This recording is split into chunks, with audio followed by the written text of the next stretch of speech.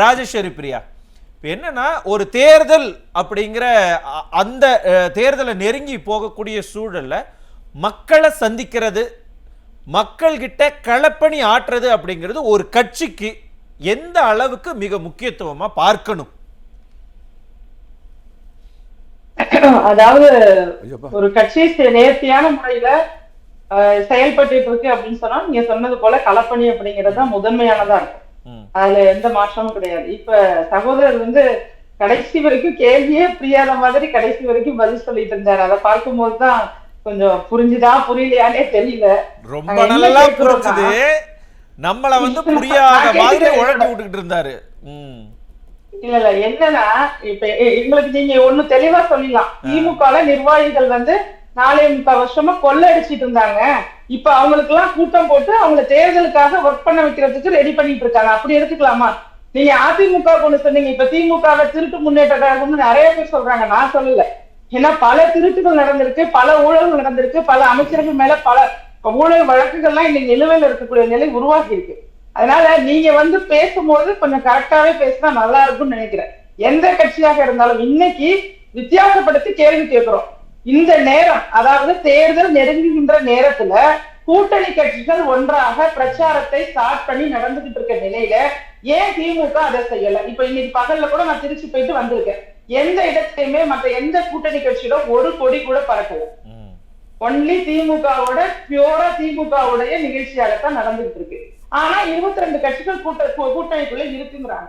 இவங்க கூட்டணிகளை அவமதிக்கிறாங்களா அல்லது கூட்டணி எனக்கு தேவையில்லைன்னு நினைக்கிறாங்களா? இதுல நீங்க தான் வெட்கப்பட்டு நீங்க கேட்க வேண்டிய ஒரு கேள்வி. காங்கிரஸா இருந்தாலும் மற்ற கூட்டணி கட்சிகளாக இருந்தாலும் இவங்க வேகமா போயிட்டு இருக்காங்களே. தேர்தல் பிரச்சாரத்தையும் முடிச்சுட்டாங்க. கிட்டத்தட்ட 200 தொகுதிக்கு அதிமுக தேர்தல் பிரச்சாரத்தையும் எதிர்கட்சி தலைவர் திரு மாண்புமிகு எடப்பாடி கே பழனிசாமி அவர்கள் முடிச்சுட்டாங்க. அது இல்லாம கூட்டணியுமே மிக சிறப்பான முறையில 3வது நிகழ்ச்சிக்கு வந்துட்டாங்க. இப்ப நீங்க எவ்வளவு பின்னாடி இருக்கீங்க? ஏன் பின்னாடி இருக்கீங்கன்னா, முதல் பிரச்சனை மக்களை சந்திக்க தைரியம் இல்லைங்கிறது உண்மையான ஒரு விஷயம். தமிழ்நாட்டுல பெரும்பான்மையாக இருக்கக்கூடிய ஒன்று விவசாயம். விவசாயிகளுக்கு நீங்க செய்த துரோகம் உண்மையிலேயே தாங்க முடியாத ஒன்றுதான். இருபொருள் விலையெல்லாம் உயர்ந்துட்டு, விதையா இருக்கட்டும், பூச்சிக்கொல்லி மருந்தா இருக்கட்டும், எல்லாத்துக்கும் ஒரு பயன்படுத்துற டிராக்டர்ல இருந்து பம்பு செட்ல எல்லாத்தோட விலையுமே உயர்த்திட்டீங்க. மின்சாரமும் இங்க அதிகமா விலை உயர்வு ஏற்படுத்திட்டீங்க. அப்படி இருக்கும்போது நீங்க போய் விவசாயிகளையும் சந்திக்க முடியாது. நான் டெல்டா காரன் அப்படின்னு சொல்லிக்கிற முதல்வர் தமிழகத்துல மற்ற கரும்பா இருக்கட்டும் எல்லாமே விவசாயிகள் எல்லாத்தையும் உட்படுத்தி தானே எல்லாமே இன்னைக்கு வீழ்ச்சியில தான் இருக்குன்னு ரெக்கார்ட் சொல்லுது. இன்னைக்கு பணப்பயிர்கள் எல்லாம் உற்பத்தியில பின்னாடி இருக்குன்னு ரெக்கார்ட் சொல்லுது. அப்ப அதன்படி நீங்க மக்களை சந்திக்க போனா களத்துல திமுகவினரை பார்த்து கண்டிப்பாக மக்கள் கேள்வி எழுப்புவாங்க. உங்க கையில உங்களை நம்பி நான் ஆட்சி அதிகாரத்தை கொடுத்தோமே, ஏன் இதெல்லாம் நீங்க செய்யலன்னு கேட்பாங்க. அதே மாதிரிதான் அரசு ஊழியர்களாக இருந்தாலும் சரி, தற்காலிக பணியாளர்களா இருந்தாலும் சரி, செவிலியர்களா இருந்தாலும் சரி, ஆசிரியர்களாக இருந்தாலும் சரி, அவர்களுடைய கோரிக்கைகள் நீங்க கொடுத்த வாக்குறுதியை நிறைவேற்றவில்லை அப்படிங்கிற இடம் இருக்குல்ல, அந்த இடம் நீங்க என்ன சொன்னாலும் அவங்களை சமாதானப்படுத்த முடியாது. நீ 4.25 வருஷம் செய்யாததான் இப்ப ஓட்டு போட்டு நான் செய்திருவேன்னு சொல்ல முடியுமா? ராஜேஸ்வரி பிரியா மேடம், நான் ஒரு ரொம்ப ஓப்பனா ஒரு கொஸ்டின் கேட்கிறேன். இப்ப என்னன்னா, பிரச்சாரத்துக்கு போகாம இப்ப நிர்வாகிகள் மாநாடு அவங்க நடத்திட்டு தானே இருக்கிறாங்க. நிர்வாகிகள் மாநாடு நடத்தினா திமுக மேல நம்பிக்கை வந்துரும், அது மட்டும் போதும், பொதுமக்களுடைய ஆதரவுலாம் தேவையில்லை அப்படின்னு நினைக்கிறாங்களா திமுக? அது மக்கள் மத்தியில போய் எடுபடுமா? மக்கள் மத்தியில நிச்சயமாக எடுபடாது. நீங்க நிர்வாகிகள் அப்படிங்கிற நிர்வாகிகளுக்கு மட்டும் அப்படி நிற்கும் போது அது உங்க கட்சிக்காரவங்களுக்காக தான். நீ எல்லாமே உங்க கட்சிக்காரவங்களுக்காக தான் செஞ்சுட்டு இருக்கீங்க.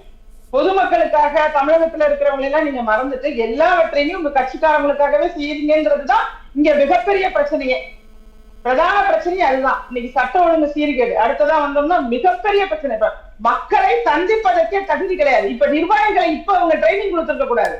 நிர்வாகிகளை ஆட்சிக்கு வந்த உடனே உங்கள் பகுதியில மக்கள் சந்திக்கக்கூடிய பிரச்சனைகளை எனக்கு எடுத்துட்டு வாங்க, அங்க என்னென்ன பிரச்சனை இருக்கு இதெல்லாம் எடுத்துட்டு வாங்கன்னு அப்ப வச்சிருக்கணும். எப்ப 6 மாசம் 1 வருஷம் இருக்குல்ல, அந்த டைம்ல நீங்க நிர்வாகிகள் கூட்டத்தை வச்சு அப்ப நீங்க ஒரு பயிற்சி மாதிரி கொடுத்து மக்கள் பிரச்சனையை தீர்த்திருக்கலாம். ஆனா நீங்க பொட்டி வச்சு புகார் பெட்டி வச்சு வாங்கினதையும் நிறைவேற்றல. நிர்வாகிகளுக்கும் அரசியல்னா என்னன்னே நீங்க சொல்லி தரல.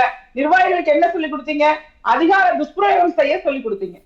எந்த இடத்துல இருந்தாலும் திமுக காரன் அப்படின்னாலே அத்துமீறுபவன், அத்துமீறி நடக்கிறவன், அத்துமீறி தான் நடப்போம், நாங்க சட்டத்திட்டத்துக்கு கட்டுப்பட மாட்டோம், பாலியல் குற்றங்களை நாங்க வந்து ரொம்ப சுதந்திரமா எங்களால பாலியல் குற்றத்தில் ஈடுபட முடியுதுன்னா எங்களுக்கு திமுக இருக்கு, எங்களை காப்பாற்றி விடுமா அப்படிங்கிற எண்ணத்தை தான் நீங்க விதைச்சிருக்கீங்களே தவிர இந்த இடத்துல இன்னைக்கு வரைக்கும் ஒரு மூதாட்டி பாதிக்கப்பட்டிருக்காங்க. செய்தியா இதெல்லாம் பேசக்கூட முடியல நம்மளால. புரியுது ராஜசேகர் மேடம். இப்ப திமுக ஒரு திட்டத்துக்கும் ஒரு பேர் வைக்கிறதுன்னு அப்படின்னா அதுக்கு பின்னாடி 1000 ரீசன் ஏதாவது சூட்சமா வச்சிருப்பாங்க. இந்த நிர்வாகிகள் மாநாடு, மகளிர் மண்டல மாநாடு, இந்த பக்கம் அந்த மாநாடு, இளைஞர் மண்டல மாநாடுன்னு நடத்துறாங்கல்ல, ஏன் திமுகவுடைய ஒரு அணியினுடைய பெயரையோ இல்ல நிர்வாகிகள்னு அந்த ஒரு கோடையோ வச்சு ஏன் அதை மட்டுமே வச்சு அவங்க ஒரு மாநாட்டை நடத்துறாங்க? அதுக்கு பின்னாடி என்ன பொலிட்டிக்கல் சூட்சமா என்ன இருக்கு? அதை எப்படி நம்ம புரிஞ்சுக்கிறது? அங்க மக்கள் ஆதரவு இல்லைங்கிறது தான். இதுல எதுவும் சூட்சமே இல்ல. பொதுமக்களுடைய ஆதரவு சுத்தமா இல்ல. இங்க இவங்களால பாதிக்கப்பட்டவர்கள்ல பட்டியலின மக்கள் அதிகமா பாதிக்கப்பட்டிருக்காங்க. இன்னைக்கு களத்துக்கு போகணும்னாங்க மிக முக்கியமானவர்கள் யாரு? விளிம்புநிலை பாதிக்கப்பட்ட மக்கள், விவசாயிகள், பெண்கள். இதுதான் வந்து ஒரு மாநிலத்துல முக்கியமான ஒரு இடத்தை நம்ம குறிப்பிடலாம். இந்த 3 இடங்களை பற்றியுமே பேசுவதற்கு கூட தகுதி இல்லாதவர்களாக திமுக இருக்காங்க. அப்ப அந்த பொதுமக்கள் பத்தி இங்க எதுவுமே செய்ய முடியாது. கட்சி நிர்வாகிகள் கூட்டம், மகளிர் மண்டலம், அது இதுன்னு சொல்லி இந்த மாதிரி ஒரு சைடு பண்ணுவாங்க. இன்னொரு பக்கம் வெல்லும் தமிழக பெண்களா ஏதோ டைட்டில் வச்சுட்டு சினிமாக்காரங்களை வச்சுட்டு அந்த விளம்பரத்தை பண்ணுவாங்க. இதை தாண்டி மக்களுக்காக அப்படின்னு சொல்லி அவர்களால பேசுவதற்கான தகுதியை இழந்து விட்டார்கள். அந்த தகுதியை இழந்ததுனாலதான் அவர்களால களத்துக்கு போக முடியல. இன்னும் பிரச்சாரத்தை அவங்க தொடங்கல. இப்ப கூட்டணி கட்சிகளும் அவங்க கூட்டணி தர்மத்தை மட்டுமே காப்பாத்திக்கிட்டு மக்களை பற்றி கவலைப்படல. விடுதலை சிறுத்தை கட்சியில திருமாவளவன் அவர்களா இருந்தா கூட அவர்கள் உண்மையாக பட்டியலின சமுதாயத்திற்காக முன்னாடி நின்று இந்த 4.5 வருஷமும் கேள்விகளை எழுப்பினார்களா, போராட்டம் செஞ்சாங்களா, உண்மையான போராட்டம் செய்தார்களா என்றால் இல்லை அப்படிங்கிறது தான் உண்மை. இது மக்களுக்கும் தெரிஞ்சுது. அப்ப இந்த கூட்டணி அவங்க சொல்றாங்க கொள்கை கூட்டணி. இங்க பாருங்க, நல்லா வித்தியாசப்படுத்துங்க. இப்ப அதிமுக தலைமையிலான என்டிஏ கூட்டணி இருக்குல்ல, அந்த கூட்டணி என்ன சொல்றாங்கன்னா கொள்கை வேறு கூட்டணி வேறுங்கிறாங்க. மக்களுக்கு தெளிவாக கொள்கை வேறு கூட்டணி வேறுன்னு சொல்லும் போது உண்மையாக தேர்தல் கணக்கு, இது தேர்தலுக்கான ஒரு கூட்டணி அப்படிங்கறத தெளிவுபடுத்துறாங்க. ஆனா இந்த கூட்டணி கொள்கை கூட்டணின்னு சொல்லி ஆனா அங்க ஒரு கொள்கையே இல்ல. அந்த சமூக நீதி கிடையாது, பெண்கள் முன்னேற்றம் கிடையாது, கட்சிக்குள் உள்ள பெண்களுக்கு பாதுகாப்பு கிடையாது, பாலியல் சீண்டல் பண்றாங்க. இப்படி எந்த கொள்கையுமே இல்லாமல் ஒரு கூட்டணி அமைச்சிட்டு அவர்களுக்கே கூச்சமா இருக்கு. ஒன்னா உட்கார்ந்து ஒன்னா கை தூக்குறதுக்கெல்லாம் அவர்களுக்குள்ள இப்ப சகோதரர் பாவம் அவங்க காங்கிரஸ் கட்சியை சேர்ந்தவர் அவரே மனவருத்தப்பட்டு நம்ம வேற வழி இல்லாம கூட்டணிக்கு வந்துட்டோங்கிறத கோபனா சொல்றாரு. நான் அப்ரிஷியேட் பண்றேன் அவரை. உண்மையாகவே சகோதரர் அப்படின்னா தயார்படுத்திக்கணும். ரொம்ப சுருக்கமா இறுதி கருத்தை வச்சிருங்க. இப்ப சகோதரி சொன்னாங்கல்ல, உதயநிதி அவர்கள் சொன்னத, அது வந்து ஒரு இப்ப தேர்தலுக்காக திமுகவோட மான் கராத்தேலாம் நம்ம எடுத்துக்கலாம். தப்பிச்சா போதும், அதுக்கு ஏதாவது பேசணுங்கிறதுக்காக நாங்க தொகுதிக்கெல்லாம் போகணும்னு அவசியம் இல்ல. மக்களுக்கு நல்லாவே தெரியும் நாங்க எதுவுமே செய்யலைன்னு. மனசுக்குள்ள அவங்க மைண்ட் வாஷ் அதான் இருக்கும். மக்களுக்கே தெரியும் நாங்க எதுவுமே செய்யலைன்னு. நாங்க எப்படி போறது அப்படிங்கிற ஒரு பயத்தை வந்து வெளிப்படுத்திட்டு இருக்காங்க. நிச்சயமாகவே வந்து திமுக வந்து ரொம்பவே பயத்திலையும் தடுமாற்றத்திலையும் விருப்பம் இல்லாத ஒரு கூட்டணிகளை அமைச்சுக்கிட்டு தவிச்சிட்டு இருக்காங்க. இது மக்கள் மத்தியில எடுபடாது. ஆனா வந்து அதிமுக தலைமையிலான கூட்டணி வந்து மக்கள் மத்தியில மக்கள் விரும்பக்கூடிய ஒரு கூட்டணியாக மாறி பாரத பிரதமர் வந்து இங்க வந்து பிரச்சாரத்தை மேற்கொள்றதுக்கு நாளை மறுநாள் வராங்க. இதன் மூலமாக மக்கள் என்னன்னா வலுவாக மத்திய அரசுடைய சப்போர்ட் நமக்கு கிடைக்கும் அப்படிங்கிற எண்ணம் வந்து தமிழக மக்களுக்கு அதிகமாகுது.